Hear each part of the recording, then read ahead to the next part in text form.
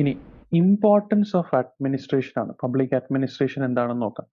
Law and policies R ineffective without ഈ nature മനസ്സിലാക്കിയാൽ മതി. ഓക്കെ മൂസിന, നിങ്ങൾക്ക് റഫായിട്ട് എഴുതുന്നതിൽ യാതൊരുവിധ തെറ്റുമില്ല. നിങ്ങൾക്ക് മനസ്സിലാവുന്നത് എപ്പോഴും നിങ്ങൾ ഓൺ വേർഡ്സിൽ തന്നെ എഴുതുക. കാര്യം മാനേജ്മെന്റ് അങ്ങനെയാണ്. പിന്നെ ഞാൻ ഞാൻ മുന്നേ നമ്മുടെ ഒരു സിലബസ് എക്സ്പ്ലനേഷൻ പറഞ്ഞിട്ടുണ്ട്. MBA കുട്ടികളും BBA ഒക്കെ പഠിക്കുന്ന ഒരു സിലബസ് ആണ്. BBA അല്ല, അതിനേക്കാളും കുറച്ചുകൂടെ MBA കുട്ടികൾ പഠിക്കുന്ന ഒരു സിലബസ് ആണ്. അപ്പോൾ അവരെ സംബന്ധിച്ചിടത്തോളം എല്ലാം ഓൺ വേർഡ്സിൽ എഴുതാം. പക്ഷെ നമുക്ക് അങ്ങനെ ഓൺ വേർഡ്സിൽ എഴുതാൻ പറ്റില്ല. ഇപ്പൊ ഞാൻ എൻ്റെ സ്ലൈഡിൽ മാക്സിമം ശ്രദ്ധിക്കാറുണ്ട്. എല്ലാ വേർഡ്സും, അതായത് ഇമ്പോർട്ടൻ്റ് ആയിട്ട് നിങ്ങൾക്ക് നോട്ട് ചെയ്യാൻ എളുപ്പത്തിന് ഹൈലൈറ്റ് ചെയ്തിട്ടുണ്ട്. അതായത് ബോൾഡ് ചെയ്തിട്ടുണ്ട്. മനസ്സിലായി? ഇപ്പൊ നിങ്ങൾ തൊട്ട് മുന്നത്തെ സ്ലൈഡ് നോക്കിയാലും കുറെ ബോൾഡിങ് കാണാൻ പറ്റും അവിടെ ആയിട്ട്. കണ്ടോ? ഈ ബോൾഡ് ചെയ്തതിന്റെ ഉദ്ദേശം എനിക്ക് പെട്ടെന്ന് നിങ്ങൾക്ക് എക്സ്പ്ലെയിൻ ചെയ്ത് തരാൻ, അത് ഞാൻ എക്സ്പ്ലെയിൻ ചെയ്യുമ്പോൾ മിസ് ഔട്ട് ആകാണ്ടിരിക്കാനും, രണ്ട് നിങ്ങൾക്ക് നോട്ട് ഡൗൺ ചെയ്യണമെങ്കിൽ അത് മാത്രം നോട്ട് ഡൗൺ ചെയ്താൽ മതി. ഇപ്പൊ അഡ്മിനിസ്ട്രേഷൻ ഒരു ഹെഡിങ് എഴുതിയാൽ നിങ്ങൾക്ക് എന്ത് എഴുതാം? Systematic process, plans, policy, procedures, goal, objective, rule, regulation, top level administrator, owner, business partner. ഇത്രയും ഇങ്ങനെ നിങ്ങൾക്ക് റഫായിട്ട് എഴുതി പോവും. അത് നല്ലതാണ്. നമ്മൾ എത്രയൊക്കെ തന്നെ നമ്മുടെ ഇപ്പോൾ PK നോട്ട് തന്നാലും, നിങ്ങളായിട്ട് വേറെ PDF എടുത്താലും നിങ്ങളുടെ നോട്ട്സ് ആണ് it's best for you to refer. PDF-ൽ പ്രിന്റ് എടുത്താൽ പഠിക്കാൻ എളുപ്പമായിരുന്നു. സോ മാക്സിമം PDF ആക്കി തന്നെയാണ് തരുന്നത് Sachina. Malayalam and English PDF ആയിട്ട് തന്നെ നിങ്ങൾക്ക് ഷെയർ ചെയ്യും. ഓക്കെ, അപ്പൊ നമുക്ക് നെക്സ്റ്റ് സ്ലൈഡിലോട്ട് പോകാം. Importance of public administration. Law and policies R ineffective without the implementation of public administrators.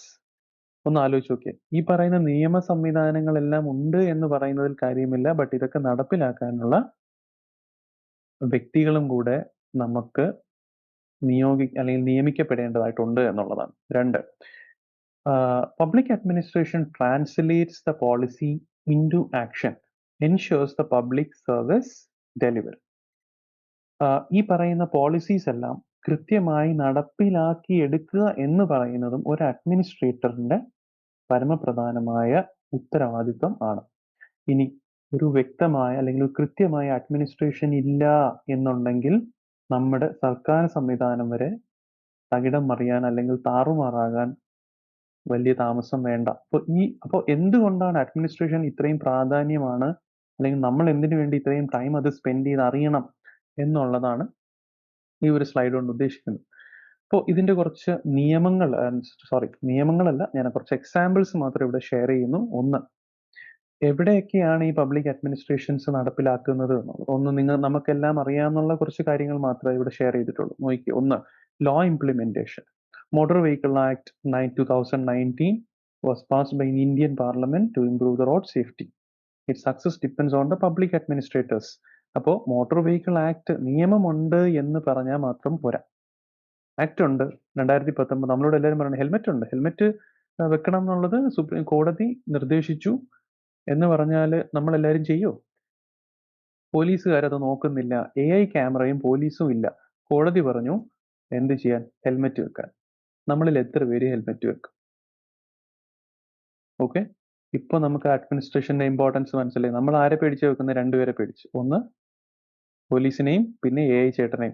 So AI ചേട്ടനും പോലീസും ഇല്ല എന്നുണ്ടെങ്കിൽ ഫൈന് പിന്നെയും നമ്മുടെ ജനങ്ങൾ അടയ്ക്കും.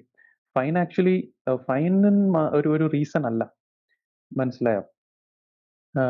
പക്ഷെ ഫൈന് അടയ്ക്കണമെങ്കിലും ഫൈന് മോണിറ്റർ ചെയ്യാൻ ഒരാൾ വേണമല്ലോ, അല്ലേ? നമുക്ക് ഫൈൻ തരാൻ ഒരാൾ വേണമല്ലോ, അല്ലേ? അപ്പോൾ നമ്മുടെ സേഫ്റ്റിയെക്കാളും നമ്മൾ ഇമ്പോർട്ടൻസ് കൊടുക്കുന്നത് അതെ തന്നെ, നമ്മുടെ കാശ് പോവും. വെറുതെ പോലീസിന് കാശ് എന്തിനാ കൊടുക്കുന്നത്? പോലീസിന്റെ വായിരിക്കണൊക്കെ കേൾക്കണം, അല്ലേ? ഈ AI ക്യാമറയെ പേടിക്കണം എന്നുള്ളത് കൊണ്ടാണ്. അപ്പോൾ public administrators like RT officers, traffic police, transport department staff, ഇവരെല്ലാമാണ് ഈ ഒരു നിയമം, അതായത് ഇപ്പോൾ മോട്ടോർ വെഹിക്കിൾസ് ആക്ട് നടപ്പിലാക്കുന്ന വ്യക്തികൾ, അതായത് അഡ്മിനിസ്ട്രേറ്റേഴ്സ്, പബ്ലിക് അഡ്മിനിസ്ട്രേറ്റേഴ്സ്. ഇനി ഡിസാസ്റ്റർ മാനേജ്മെന്റ് മേഖലയിലോട്ട് വരുമ്പോൾ 2018 ഫ്ലഡില് നമ്മൾ നേരത്തെ AI വന്നുണ്ട്. ഓക്കെ, 2018 ഫ്ലഡില് സിവിൽ സർവൻസ് ഒരുപാട് റെസ്ക്യൂ മിഷൻസ് കോർഡിനേറ്റ് ചെയ്തു, റിലീഫ് ക്യാമ്പ്, മെഡിക്കൽ സർവീസ്, അല്ലെ? supply chains, slowing the vital role of public administration in showing the vital role of public administration in the crisis response. ഇനി അടുത്ത് welfare ആക്ടിവിറ്റീസിൽ എന്താ administration ഉള്ളത് നോക്കാം. Pradhan Mantri Awas Yojana, housing for all scheme. ഈ പറയുന്ന housing for all scheme അങ്ങ് പ്രധാനമന്ത്രി മൈക്കിൽ കൂടെ അനൗൺസ് ചെയ്യുന്നതിന് മുന്നേ തന്നെ ഇത് ആരാ നടപ്പിലാക്കേണ്ടത്, ഇത് ഏത് സംവിധാനത്തിലൂടെ ഏതൊക്കെ ഡിപ്പാർട്ട്മെന്റ്സ് ആണ് ഇതിൽ ഇൻവോൾവ് ആകേണ്ടത് എന്നുള്ളതും അവർ തീരുമാനം എടുത്തിട്ടുണ്ടാവും അല്ലെ. So public administrators ensure identification of beneficiaries. ഇതുകൊണ്ട് ഇതിന്റെ ഉപഭോക്താക്കളല്ല ആരാണ്, അല്ലെങ്കിൽ ഇതുകൊണ്ട് ബെനിഫിഷ്യറീസ് ആരാണ്, ഇതുകൊണ്ട് ആരാണ് രക്ഷപ്പെടുന്നത്, ഇത് ആർക്കൊക്കെ ഉപകാരപ്പെടും ഈ ഒരു പ്രത്യേക PM ആവാസ് യോജന, ഇതെങ്ങനെ ഈ ഫണ്ട് അലോക്കേറ്റ് ചെയ്യും, എങ്ങനെ ഈ കൺസ്ട്രക്ഷൻസ് മോണിറ്റർ ചെയ്യും അല്ലെ. ഇതെല്ലാം ഒരു അഡ്മിനിസ്ട്രേഷൻ പ്രോസസ്സാണ് വെൽഫെയർ ആക്ടിവിറ്റീസ്. ഇനി എക്കണോമിക് അഡ്മിനിസ്ട്രേഷൻ വരുമ്പോൾ എന്താണ്? Goods and service tax, GST. GST എന്ന് പറയുന്നത് ഒരു റൂൾസ് അല്ലെങ്കിൽ ഒരു പോളിസിയാണ് അല്ലെ. അപ്പൊ ഈ പോളിസി നടപ്പിലാക്കാൻ കുറച്ച് സെറ്റ് ഓഫ് പ്രൊസീജിയേഴ്സും വേണം, കുറച്ച് അഡ്മിനിസ്ട്രേറ്റേഴ്സും വേണം. So they are tax officials, GST officers, state administrators, then etc. people. അപ്പോൾ അഡ്മിനിസ്ട്രേഷൻ എന്താണെന്ന് നമ്മൾ നോക്കി, അഡ്മിനിസ്ട്രേഷന്റെ ഇമ്പോർട്ടൻസ് നമ്മൾ നോക്കി. ഇനി അഡ്മിനിസ്ട്രേഷന്റെ ഇമ്പോർട്ടൻസ് നോക്കി, അഡ്മിനിസ്ട്രേഷൻ ഏതൊക്കെ മേഖലകളിൽ എങ്ങനെയൊക്കെയാണ് ഇംപ്ലിമെന്റ് ചെയ്യുന്നത്, നടപ്പിലാക്കുന്നത് എന്ന് നോക്കി. ആരാണ് അഡ്മിനിസ്ട്രേഷൻ നടപ്പിലാക്കുന്നത് എന്ന് നമ്മൾ ഡിസ്കസ് ചെയ്തു. ഓക്കെ, ഇനി ഇതുവരെ ഡിസ്കസ് ചെയ്തതിൽ എന്തെങ്കിലും സംശയം ഉണ്ടെങ്കിൽ ചോദിക്കാം. ഞാൻ എൻ്റെ വരെ പോകുന്നില്ല, നമുക്ക് കുറച്ച് പോർഷൻസ് എടുക്കാം, നമുക്ക് ഡൗട്ട് ക്ലിയറൻസ് ചെയ്യാം. അപ്പോൾ നമുക്ക് കുറച്ചും കൂടെ എനിക്കൊന്ന് ഈസി ആയിരിക്കും എല്ലാവർക്കും ഒന്ന് ഫോളോ ചെയ്യാം.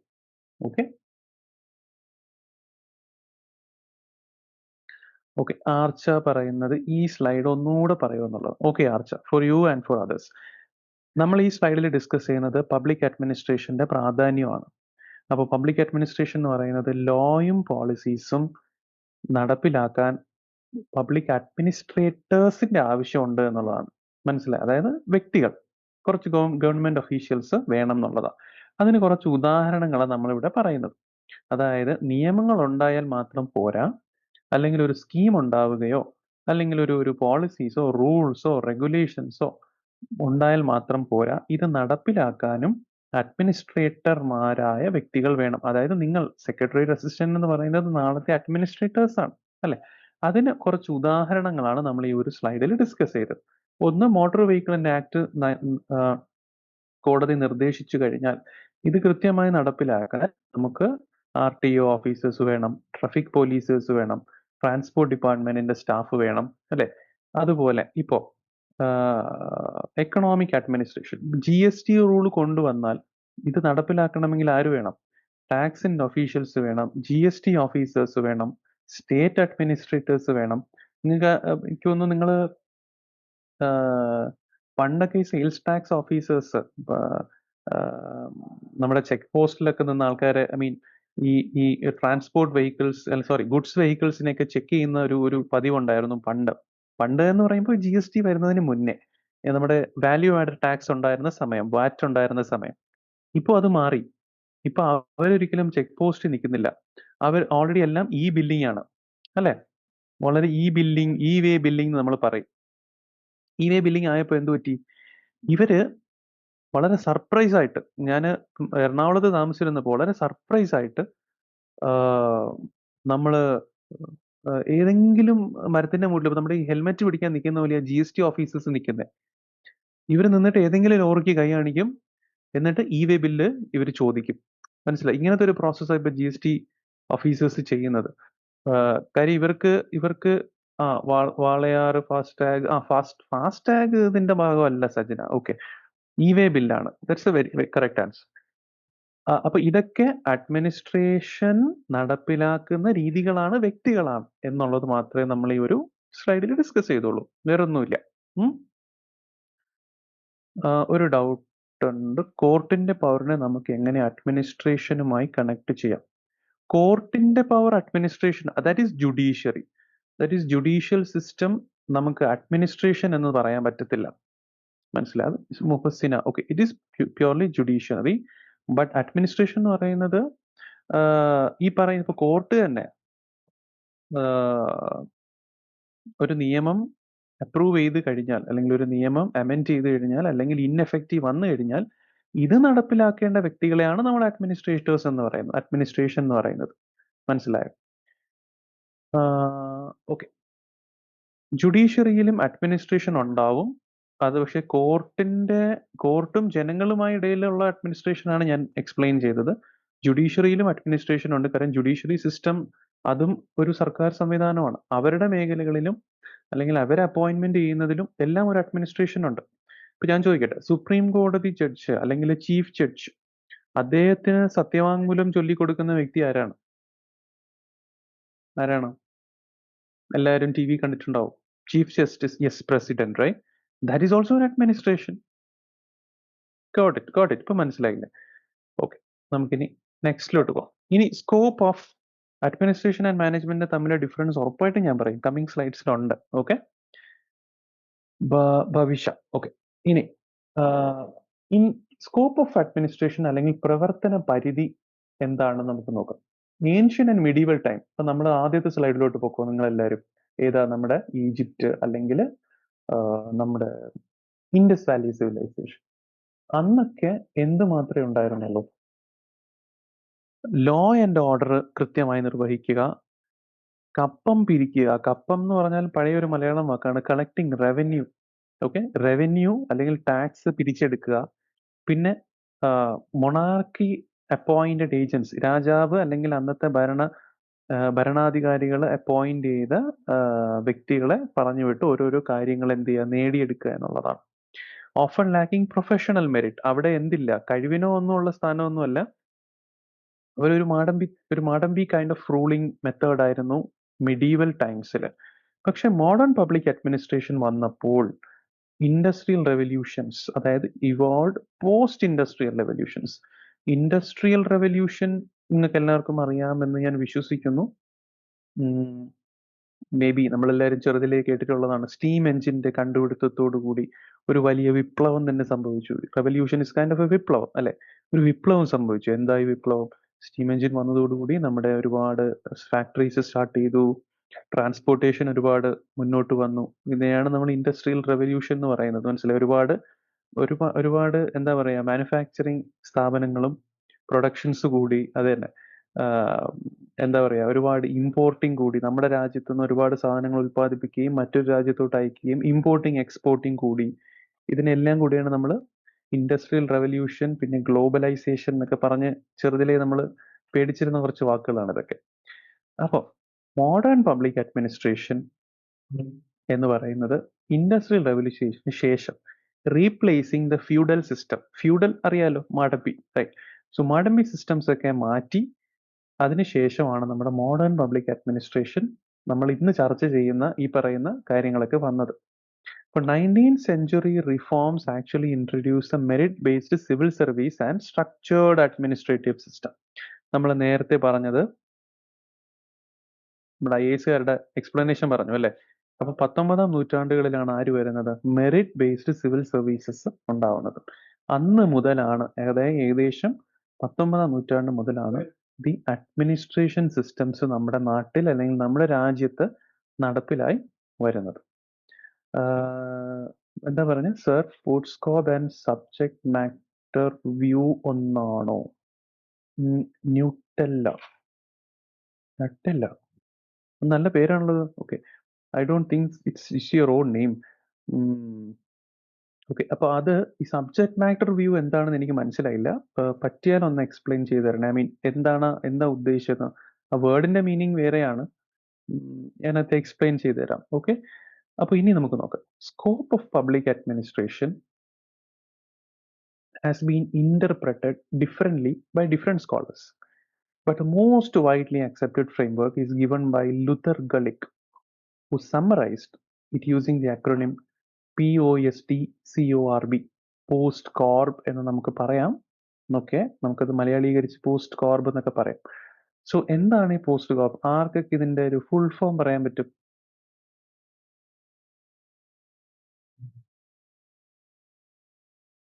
ചിത്ര Devaki. Okay.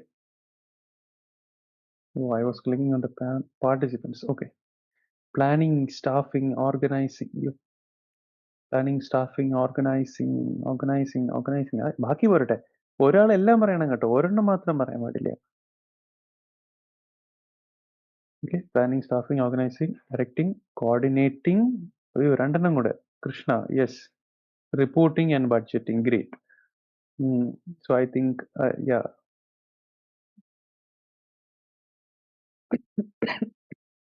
Sorry. Okay. Ponnus, all of you, very good. Great. So frankly എൻ്റെ മനസ്സിൽ വന്നൊരു കാര്യം പറയട്ടെ. കോവിഡിന്റെ സമയത്ത് ഒരുപാട് ഓൺലൈൻ ക്ലാസ് എടുത്തിട്ടുള്ളതാണ്. But this was something so beautiful that നിങ്ങളെല്ലാവരും വളരെ നന്നായിട്ട് ഇന്ററാക്ട് ചെയ്യുന്നുണ്ട് എന്നുള്ളത് വളരെ നല്ല രസമുണ്ട് ആക്ച്വലി. കോവിഡിന് ഒരു അനക്കവും ഉണ്ടായിരുന്നില്ല സ്റ്റുഡൻസിന്റെ ഭാഗത്തുനിന്ന്. Okay. So thank you so much. So നമുക്ക് അതിന്റെ ഫുൾ ഫോമിലോട്ട് പോവാം. സോ ഇത് മസ്റ്റ് ആയിട്ടും എല്ലാവരും മനസ്സിലാക്കി വെക്കുക. സോ ഇത് പ്രപ്പോസ് ചെയ്തത് അല്ലെങ്കിൽ ഇത് ഫോർമുലേറ്റ് ചെയ്ത വ്യക്തിയുടെ പേര്. ജോലി വേണ്ടേ സാർ? ജോലി വേണം, of course. So Luther has Halsey Gulick, 1892 to 1993. 1993 പുള്ളി മരണപ്പെട്ടു. ഓക്കെ. സോ അദ്ദേഹമാണ് ഈ ഒരു ഇന്റർപ്രിട്ടേഷൻ കൊണ്ടുവന്നത്. പബ്ലിക് അഡ്മിനിസ്ട്രേഷനെ ഏതൊക്കെ മേഖലകളിൽ അല്ലെങ്കിൽ ഏതൊക്കെയാണ് അതിന്റെ ഒരു പ്രവർത്തന രീതി എന്നുള്ളത് നമുക്ക് ഇനി കുറച്ച് ഡീറ്റെയിൽ ആയിട്ട് നോക്കാം. ഒന്ന്, P stands for planning, right? Simple as that. Setting goals and deciding how to achieve them. Planning means കൃത്യമായി എന്ത് ചെയ്യണം അല്ലെങ്കിൽ എന്താണ് ഒബ്ജക്റ്റീവ് എന്ന് ഫോം ചെയ്യുക, എങ്ങനെ ചെയ്യണം എന്നുള്ളത് ഡിസൈഡ് ചെയ്യുക. ഒരു ഉദാഹരണം, planning A health mission. Organising എന്ന് പറഞ്ഞു കഴിഞ്ഞാൽ നേരത്തെ നമ്മൾ സൂചിപ്പിച്ചു, ആര് എന്ത് എപ്പോ ചെയ്യും എന്നുള്ളതാണ് അല്ലെ. എങ്ങനെ ചെയ്യും, ആരൊക്കെയാണത് ചെയ്യേണ്ടത്. ഇപ്പൊ നമ്മുടെ വീട്ടിലൊരു നമ്മുടെ ബ്രദറിന്റെയോ സിസ്റ്ററിന്റെയോ ഒരു മാരേജ് ആണ്. Sorry, I'm having some technical problems. Okay. Brother and സിസ്റ്ററിന്റെ ഒരു മാരേജ് ആണ്. അപ്പോൾ പന്തലിൻ്റെ ഒരാൾ അല്ലേ, ഇപ്പോൾ നമുക്ക് കുറച്ച് ഫാമിലി മെമ്പേഴ്സ് ഉണ്ടാവും. നമ്മൾ ഓരോ ഫാമിലി മെമ്പേഴ്സിനെയും ഓരോ റെസ്പോൺസിബിലിറ്റി നമ്മൾ ഏൽപ്പിച്ചങ്ങ് വിടുക. പിന്നെ നമ്മൾ അത് തിരിഞ്ഞു നോക്കത്തില്ല അല്ലേ. So this is how actually organizing works in an organization. So structuring authority and assigning responsibilities, then forming. ഒരു എക്സാമ്പിൾ ആണ് ഫോമിങ് ഡിസാസ്റ്റർ റെസ്പോൺസ് ടീം. ഇപ്പൊ നമ്മുടെ ഈ ഫ്ലഡ് വന്നപ്പോൾ അല്ലെങ്കിൽ വാട്ട് ടു സേ, ഇപ്പോൾ അഹമ്മദാബാദിലെ ഫ്ലൈറ്റ് ക്രാഷ് വന്നപ്പോഴും ഒക്കെ ഒരു ഡിസാസ്റ്റർ റെസ്പോൺസ് ടീം ഉണ്ടാവും നമ്മുടെ ഫോഴ്സിൽ, നമ്മുടെ ഗവൺമെന്റിന് അല്ലെ. അപ്പോൾ അവർക്ക് ഓൾറെഡി എല്ലാം പറഞ്ഞു വെച്ചിട്ടുണ്ടാവും എങ്ങനെ ഒരു ഇൻസിഡന്റ് ഉണ്ടായാൽ എന്ത് ചെയ്യണം എന്നുള്ളത് അവർക്കറിയാം. Okay, that's an example of N organising. Staffing, recruiting and managing human resource, appointing officers വയ PSC. ഇപ്പോൾ പബ്ലിക് സർവീസ് കമ്മീഷൻ്റെ അവരും ഒരു അഡ്മിനിസ്ട്രേറ്റേഴ്സ് ആണ് അല്ലെ. പബ്ലിക് സർവീസ് കമ്മീഷന്റെ സ്റ്റാഫിംഗ് പ്രോസസ്സ് എന്നാണ് എന്തോന്ന്, റിക്രൂട്ട് ചെയ്യുക, കൃത്യമായ വ്യക്തികളെ അതാത് പോസ്റ്റിൽ അപ്പോയിന്റ് ചെയ്യുക തുടങ്ങിയ കാര്യങ്ങൾ. പിന്നെ ഡയറക്ടിങ് എന്ന് പറഞ്ഞു കഴിഞ്ഞാൽ ലീഡിങ് ആൻഡ് ഇഷ്യൂവിങ് ഇൻസ്ട്രക്ഷൻസ്. എങ്ങനെയാണ് ചെയ്യേണ്ടത് എന്നുള്ള നിർദ്ദേശം കൊടുക്കുക എന്നുള്ളതാണ് നമ്മൾ ഡയറക്ടിങ് കൊണ്ട് ഉദ്ദേശിക്കുന്നത്. അതായത് collector guiding relief operations to the concerned people. നമ്മളിപ്പോൾ നേരത്തെ റവന്യൂ ഓഫീസേഴ്സിനെ കണ്ടു, പല പല ആൾക്കാരെ കണ്ടു അല്ലെ. Same as that. പിന്നെയുള്ളതാണ് coordinating, harmonizing the efforts to avoid duplication or conflict. ഈ പറയുന്ന ഡയറക്ഷനും പറഞ്ഞുകൊണ്ട് കളക്ടറിന്റെ വീട്ടിലിരുന്ന് കഴിഞ്ഞാൽ കാര്യം നടക്കത്തില്ല, റൈറ്റ്. സോ പുള്ളിക്കാരൻ നന്നായിട്ട് പ്ലാൻ ചെയ്തു, പുള്ളി ഇതൊക്കെ ഓർഗനൈസ് ചെയ്തു, ഡയറക്റ്റ് ചെയ്തു, ഫോണിൽ കൂടെ പറഞ്ഞു you go there, you do that, right. But coordinating is something which he need to do along with them. അവരോടൊപ്പം നിന്ന് ചെയ്യേണ്ട കാര്യമാണ് എന്ത്, കോർഡിനേറ്റിംഗ് എന്ന് പറയുന്നത്. അപ്പോൾ സിങ്ക്രണൈസിങ്, SYNC എന്ന് ഉദ്ദേശിക്കുന്നത് സിങ്ക്രണൈസിങ് എന്നാണ് കേട്ടോ. പോലീസും ഹെൽത്തും വോളണ്ടിയേഴ്സും ആയിട്ടും ഒക്കെ ഒരു ബന്ധം ഉണ്ടാക്കിയെടുക്കുക, ഇവരെ തമ്മിൽ പരസ്പരം ബന്ധിപ്പിക്കുക തുടങ്ങിയ കാര്യങ്ങളാണ്. ഓക്കെ, ഓർഗനൈസിങ് ഒന്നുകൂടെ പറയാൻ പറഞ്ഞിട്ടുണ്ട്, ഒന്നുകൂടെ പറയാം. ഓർഗനൈസിങ് മീൻസ് ഇത്രയേ ഉള്ളൂ, ആര് എന്ത് എങ്ങനെ എപ്പോ ചെയ്യണം എന്ന് തീരുമാനിക്കും. നേരത്തെ പറഞ്ഞു ഇപ്പൊ നമ്മുടെ ഒരു ഫ്രണ്ടിന്റെയോ നമ്മുടെ ഫ്രണ്ടിന്റെ തന്നെ മാരേജ് എടുത്തോളൂ. ഫ്രണ്ടിന്റെ മാരേജിൽ ഫ്രണ്ട് പറയണ എടാ രാവിലെ പൂ മേടിക്കാൻ നീ പൊക്കോ അല്ലെ. രമേശ് പൂ മേടിക്കാൻ പൊക്കോ, സുമേഷ് കാറ് അറേഞ്ച് ചെയ്യാൻ പൊക്കോളൂ, പന്തലിന്റെ കാര്യം ഒരാൾക്ക് നോക്കാൻ കൊടുത്തു. അതുപോലെ വെൻ വേർ ആൻഡ് ഹൗ അല്ലെ. When where and how okay, നമുക്ക് അങ്ങനെയും പറയാം. വെൻ വേർ ആൻഡ് ഹൗ എന്നും പറയാം. But organizing is mostly about ഉത്തരവാദിത്വങ്ങൾ ഏൽപ്പിക്കുക എന്നുള്ളതാണ് നമ്മൾ ഓർഗനൈസിങ് കൊണ്ട് ഉദ്ദേശിക്കുന്നത്. മനസ്സിലായോ? ഇനി അപ്പൊ നമ്മൾ എവിടെ എത്തി? കോർഡിനേറ്റിംഗ് പറഞ്ഞു. Then comes reporting, that is informing the superiors and maintaining records. നമ്മളൊരു കാര്യം ഇപ്പൊ നിങ്ങൾ ആസ് എ സെക്രട്ടേറിയറ്റ് അസിസ്റ്റന്റ് ഒരു കാര്യം നിങ്ങൾ ചെയ്താൽ അത് കൃത്യമായി നിങ്ങളെ അറിയിക്കേണ്ടടത്ത് അറിയിച്ചില്ല എന്നുണ്ടെങ്കിൽ എന്താ പ്രശ്നം പറ്റുക? നിങ്ങൾ അത് ചെയ്തു ഇല്ലയോ എന്നുള്ളത് അവർക്ക് ഉറപ്പുവരുത്താൻ പറ്റില്ല അല്ലെ. സോ വാട്ട് എവർ ടാസ്ക് നമുക്ക് അസൈൻ ചെയ്തു തരുന്നത് എന്താണോ ഇത് കൃത്യമായി നമ്മുടെ മേലധികാരികൾക്കോ അല്ലെങ്കിൽ നമ്മുടെ കീഴിൽ വർക്ക് ചെയ്യുന്നവരെയോ അറിയിക്കുക. പ്രോപ്പറായിട്ട് അതിന്റെ റെക്കോർഡ്സ് മെയിൻറ്റെയിൻ ചെയ്യുക എന്നുള്ളതാണ് റിപ്പോർട്ടിംഗ് കൊണ്ട് ഉദ്ദേശിക്കുന്നത്. That is submitting the weekly progress reports. Then comes budgeting. So managing the financial planning, allocation and auditing. അതും അഡ്മിനിസ്ട്രേഷന്റെ കീഴിൽ വരുന്ന അല്ലെങ്കിൽ അഡ്മിനിസ്ട്രേഷന്റെ പ്രവർത്തന പരിധിയിൽ വരുന്ന ഒരു കാര്യമാണെന്ത്? Financial planning, allocation and auditing. Financial planning എന്ന് പറഞ്ഞാൽ ഇത്രയേ ഉള്ളൂ, എത്ര ഫണ്ട് ഞാൻ കണ്ടെത്തണം അല്ലെങ്കിൽ എത്ര ഫണ്ട് ഇന്ന കാര്യം ചെയ്യാൻ. ഇപ്പൊ നമ്മുടെ ലൈഫ് മിഷൻ എന്ന് പറയുന്നു, ലൈഫ് മിഷൻ എടുക്കാം, സർക്കാരിന്റെ ലൈഫ് മിഷൻ.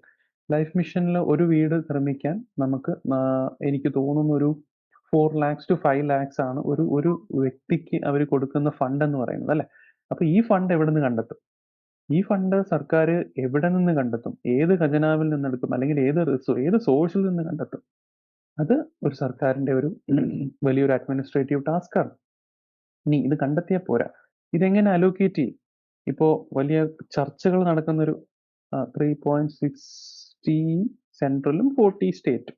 ഓക്കെ, ഇപ്പൊ വലിയ ചർച്ചകൾ നടക്കുന്ന ഒരു ടൈമാണ് നമ്മുടെ വയനാട് ചുരൽമല നടന്ന അപകടത്തിൽ ഉണ്ടായപ്പോൾ നമ്മുടെ ലോകമെമ്പാടുമുള്ള വ്യക്തികൾ സർക്കാരിന്റെ ഫണ്ടിലോട്ട് മുഖ്യമന്ത്രിയുടെ ദുരിതാശ്വാസ ഫണ്ടിലോട്ട് നമ്മൾ റിലീഫ് ഫണ്ട് കൊടുത്തു. Okay, very good. അപ്പോൾ റിലീഫ് ഫണ്ട് എന്ത് ചെയ്തു എന്നുള്ളത് പോലെ ഒരു ചർച്ചയാണ്, റൈറ്റ്? ഇതെങ്ങനെ അലോക്കേറ്റ് ചെയ്തു? അതായത് അത് മുഖ്യമന്ത്രി എനിക്ക് തോന്നുന്നു ഒരു വാർത്താ സമ്മേളനത്തിന് അതിനെക്കുറിച്ച് വിശദീകരിച്ചിരുന്നു, എങ്ങനെ ഇത് അലോക്കേറ്റ് ചെയ്തു. അതായത് ഫുഡിന് ഇത്ര പോയി, ഫ്യൂവലിന് ഇത്ര പോയി, പിന്നെ ഇവരുടെ ക്യാമ്പിന് കോസ്റ്റ് ഇത്രയായി, അങ്ങനെ അങ്ങനെ അങ്ങനെ ഒരുപാട് അലോക്കേഷൻസ് നിങ്ങൾ കേട്ടിട്ടുണ്ടാവും. ഞാനൊരു ഉദാഹരണം പറഞ്ഞതേ ഉള്ളൂ കേട്ടോ. അപ്പോൾ ഫിനാൻസ് എങ്ങനെ കണ്ടുപിടിക്കുക, ഇതെങ്ങനെ അലോക്കേറ്റ് ചെയ്യുക, ഇതെങ്ങനെ ഓഡിറ്റ് ചെയ്യുക. ഓഡിറ്റ് ചെയ്യുക എന്ന് പറഞ്ഞാൽ നമ്മൾ ഈ ചെയ്ത അലോക്കേഷൻസിൽ എന്തെങ്കിലും മിസ്മാച്ച് വരുന്നുണ്ടോ, അതായത് 5 കോടി കൊടുക്കേണ്ട സ്ഥാനത്ത് നമ്മൾ 5 തന്നെയാണോ കൊടുത്തത്, അല്ലെങ്കിൽ 2 കൊടുത്തുള്ളൂ, എന്തുകൊണ്ട് 2 കൊടുത്തുള്ളൂ, ഇത് ബാക്കി 3 എവിടെ പോയി, ഈ പറയുന്ന കൃത്യമായ കണക്ക് വിവരങ്ങൾ കണ്ടുപിടിക്കുക എന്നുള്ളതാണ് നമ്മൾ ഓഡിറ്റിംഗ് കൊണ്ട് ഉദ്ദേശിക്കുന്നത്. Okay, so preparing and monitoring the annual government budget. ഓഡിറ്റിങ്ങിന് നമ്മുടെ media people is very good. അപ്പോൾ എല്ലാവരും ഒന്ന് ജസ്റ്റ് ഒന്ന് നോക്കുക, മനസ്സിൽ കാണാതെ പഠിച്ചു വെച്ചേക്കുക. ഇതിൻ്റെ ഒരു ഷോർട്ട് ഫോം ആണ് post CORB. Okay, planning, organizing, staffing, directing, coordinating, reporting and budget. ചിലപ്പോൾ PSC എക്സാമിനേഷന് കോർഡിനേറ്റിംഗിന്റെ അവിടെ കമ്മ്യൂണിക്കേഷൻ ആയിരിക്കും തരുന്നത്. അപ്പോൾ മാറിപ്പോവാതിരിക്കുക. കോർഡിനേറ്റിംഗ് ആണ്, കമ്മ്യൂണിക്കേഷൻ നമുക്ക് തോന്നുമ്പോൾ എല്ലാം ഒരേപോലെ നല്ല മാച്ചിങ് ആയിട്ട് തോന്നും. Planning, organizing, staffing, directing, communicating, reporting, budgeting എന്ന് തോന്നാം, but it is coordinating. Okay, അപ്പോൾ അത് ഓർമ്മയിൽ വെച്ചേക്കുക. സോ ബ്രേക്ക് ടൈമിൽ കുറേ ഡൗട്ട്സ് ഞാൻ കണ്ടിരുന്നു കമന്റ് ബോക്സിൽ. ഞാൻ അതിൽ 1 by 1 ആയിട്ടൊന്ന് വേഗം ആൻസർ പറഞ്ഞു പോവാം. ഓക്കെ, ക്വസ്റ്റ്യൻസ് എങ്ങനെ വരും എന്നുള്ളതിൽ ഡൗട്ട് ഉണ്ട് ഈ മൊഡ്യൂളിൽ. ഡോണ്ട് വറി ചിത്തിര, നമുക്ക് ക്വസ്റ്റ്യൻസ് എന്തായാലും ഇതിന്റെ സാമ്പിൾ ക്വസ്റ്റ്യൻസ് നമ്മൾ ഈ മൊഡ്യൂളിന്റെ ലാസ്റ്റ് ഡിസ്കസ് ചെയ്യും. പിന്നെ സഞ്ജന ചോദിച്ചത്, മിനിസ്റ്റർ എല്ലാവരും ടോപ്പ് ലെവൽ അഡ്മിനിസ്ട്രേറ്റേഴ്സ് ആണ്? അതെ, കോഴ്സ് എല്ലാവരും അഡ്മിനിസ്ട്രേറ്റേഴ്സ് ആണ്. മിനിസ്റ്ററും വരും, മിനിസ്റ്ററും ടോപ്പ് ലെവൽ അഡ്മിനിസ്ട്രേറ്റേഴ്സ് തന്നെയാണ്. അഡ്മിനിസ്ട്രേറ്ററിന്റെ മലയാളം ഒന്ന് ആലോചിച്ച് നോക്കിയോ, ഭരണാധികാരി. They are they are the people who rule അല്ലെ. അവർക്കും ഈ പറയുന്ന പോളിസി ഫോർമുലേറ്റ് ചെയ്യേണ്ടതുണ്ട്, പ്രൊസീജിയേഴ്സ് ഫോർമുലേറ്റ് ചെയ്യേണ്ടതുണ്ട്, നിയമങ്ങൾ നിർമ്മിക്കേണ്ടതായിട്ടുണ്ട്. They are also administrators. പിന്നെ നമുക്കുള്ളത് മനസ്സിലാക്കുന്നു പ്രൊഫഷണൽ മെറിറ്റ്. ഓക്കെ, ഓൾഡ് ഏജിൽ പ്രൊഫഷണൽ മെറിറ്റ് എന്ന് പറഞ്ഞാൽ ആൾക്കാരുടെ കഴിവിന്റെ പാഠവും വെച്ചിട്ടല്ല മുൻപ് അവർ ഭരിച്ചിരുന്നത് എന്നാണ് ഞാൻ ഉദ്ദേശിച്ചത്. അതായത് നിങ്ങൾക്കറിയാലോ പണ്ടത്തെ ജാതി വ്യവസ്ഥ, മതവ്യവസ്ഥ, കാസ്റ്റ് സിസ്റ്റം അല്ലെ, അതിന്റെ ബേസിസിലായിരുന്നു ജനങ്ങളെ തരംതിരിച്ചിരുന്നത്. അതല്ല ഒരു വ്യക്തിയുടെ കഴിവിന്റെ ബേസിസിലോ അദ്ദേഹത്തിന് ജനങ്ങളെ മാനേജ് ചെയ്യാൻ പറ്റുമോ എന്നുള്ളതിന്റെ ബേസിസിലോ ഉണ്ടായിരുന്നില്ല. അതാണ് നമ്മൾ പ്രൊഫഷണൽ മെറിറ്റ് കൊണ്ട് ഉദ്ദേശിച്ചത്. ചീഫ് സെക്രട്ടറി ആണ് നമ്മുടെ ടോപ്പ് ലെവൽ പൊസിഷനിൽ വരിക. അപ്പോൾ ഇത്രയും ഡൗട്ട്സ് ആണ് ഉണ്ടായിരുന്നത്, വേറെ ഒന്നും കണ്ടില്ല. എന്തെങ്കിലും ഞാൻ മിസ്സായിട്ടുണ്ടെങ്കിൽ പ്ലീസ് ഫോർഗീവ് മീ. നമുക്ക് ലാസ്റ്റ് അതും ക്ലിയർ ചെയ്യാം. ഇനി നമുക്കൊരു ഹാർഡ്ലി 45 മിനിറ്റ്സേ ഉള്ളൂ, നോക്കാം.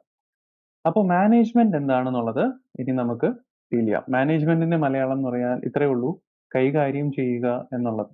എന്ത് കൈകാര്യം ചെയ്യുക? എന്തിനേയും, എല്ലാ ഡ്യൂട്ടീസ് ആൻഡ് റെസ്പോൺസിബിലിറ്റീസും ഒരു ഓർഗനൈസേഷന്റെ വളരെ ഇമ്പോർട്ടൻ്റ് ആയിട്ടുള്ള, അല്ലെങ്കിൽ അതിന്റെ ഒബ്ജക്റ്റീവ് അല്ലെങ്കിൽ അവരുടെ ലക്ഷ്യത്തിലോട്ട് എത്താൻ വേണ്ടി നമ്മൾ ചെയ്യുന്ന കാര്യങ്ങൾ എന്താണോ അതിനെ കൈകാര്യം ചെയ്യുക എന്നുള്ളതാണ് നമ്മൾ മാനേജ്മെന്റ് കൊണ്ട് ഉദ്ദേശിക്കുന്നത്.